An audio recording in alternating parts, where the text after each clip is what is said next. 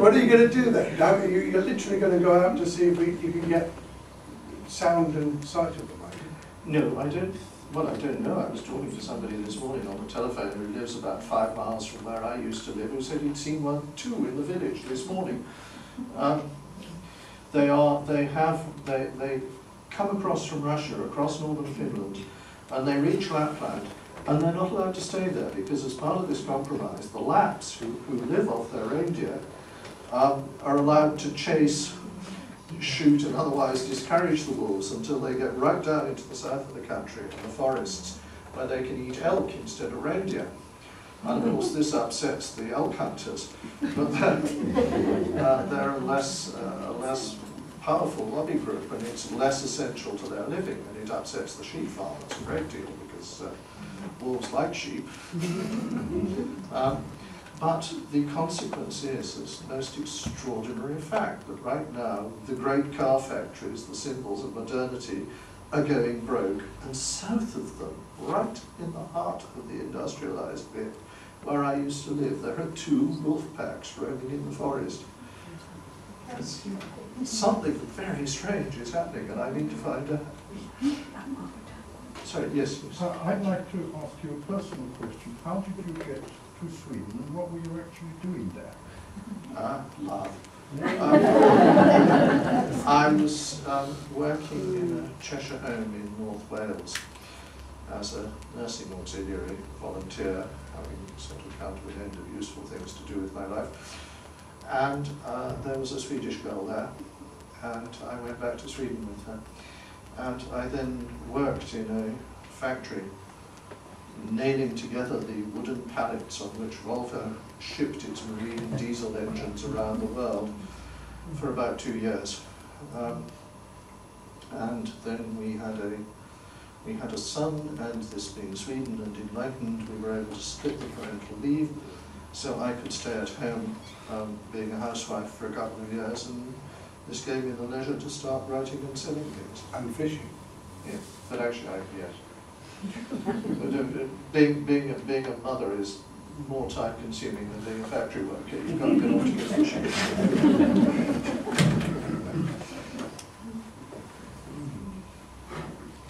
Yes, waving. Yes. Do you think that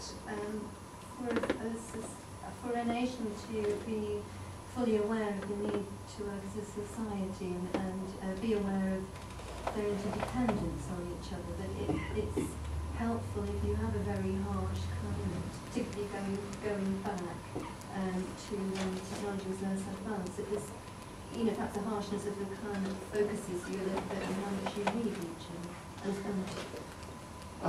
Yes, I think that's part of it. It can't be all of it, but I do think it's a real help. Yes, because if you have a climate where you cannot survive if you're completely selfish, then unselfishness will be a virtue that society cultivates.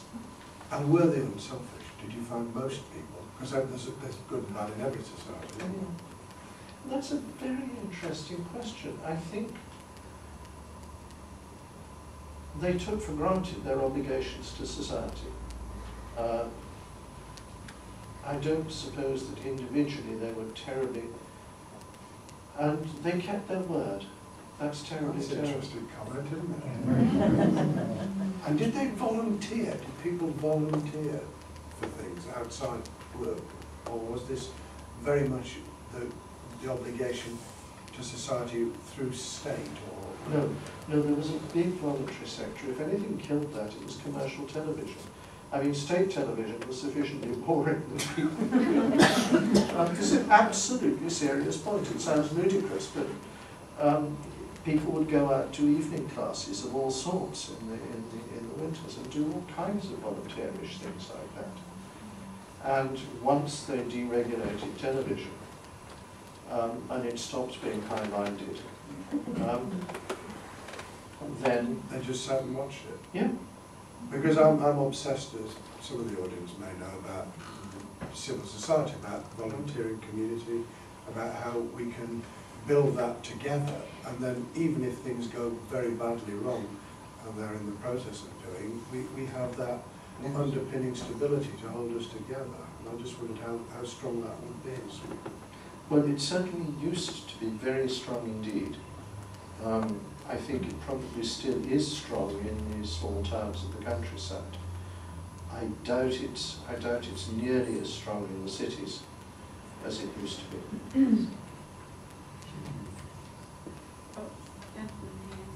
I just wanted to ask about Swedish neutrality and how far the people themselves think inwardly or outwardly in respect of other nations. Could I add to that? That neutrality has led to them not having experienced the invasion that most of Europe have had, haven't they? Yeah. Well, to take your point first, they got all the benefits of the Second World War, if I can put it like that, in terms of what's here known as the Blitz spirit, you know, the feeling that we're all in it together and the social cohesion and the shared hardship without any actual danger, and with some considerable profit because they were always neutral on the winning side, whichever that was.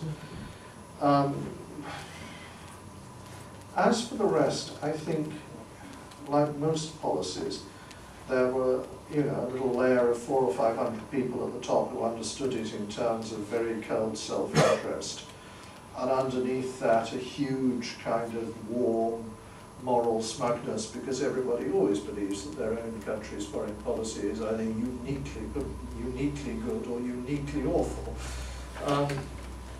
And on balance, the Swedes thought their neutrality was uniquely good and an example to the entire world. Of course, it only made sense in a Cold War context. That is very interesting. Are there any more? I'm going to just tell you a story before. No, it's fine. When I went into government in 1997, they got a pretty good idea, obviously, we were going to win. And they got a fairly good idea, because Tony had said that I was going to be the Education and Employment Secretary. So they'd gone to a lot of trouble to prepare for my arrival in terms of computerised braille equipment, buying an embosser, getting it all set up, and they very proudly presented me, a few days after we were in, with a folder full of braille that they'd proudly produced for my first presentation at number 10 Downing Street of the great wonderful things that we were going to do. And I go across there and I open this folder and I can't read a single word. And I do what I'm best at. I'd lived and Tony never noticed. And I went back to the office and I said, you know, what on earth has happened? And they ran about for a bit, and as the civil service do, and they came back and they're always very polite. Secretary of State, they said, we think we found out what the difficulty is. I said, what was the problem? He said, you know that new braille embosser? I said, yes. He said, we bought it from Sweden. and they literally hadn't switched the switch over. So my experience with Swedish is so distorted by it. That is the most perfect story about how Swedish policies don't translate. And we thank you and we wish you luck with the wolves.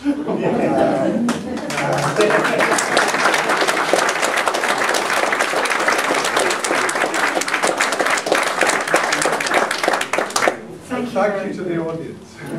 Thank you very much. Now, I know that you've got to go. What is the time? The time is just past quarter to. So you could sign.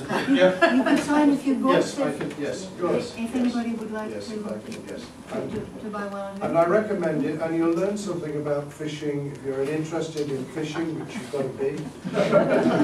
Given the rainfall we have, you'll learn a little bit about flies and techniques and what happens under the rushes, won't you? And those wonderful long nights when it never went dark and your girlfriend was there with you as well. So there were real upsides as well as downs.